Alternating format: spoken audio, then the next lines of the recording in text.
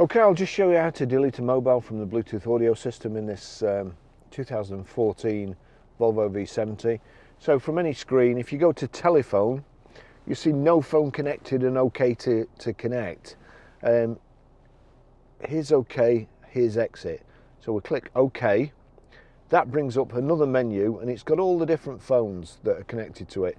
Now if I highlight my phone there, click on OK, you see there connect for phone or delete device. So turn the rotary control, delete device, click OK. Do you want to delete Barry's iPhone Pro? Yes, OK. So I'll just do that once more. We'll highlight that one, click OK, down to delete, delete device, click OK. That's it, it's gone.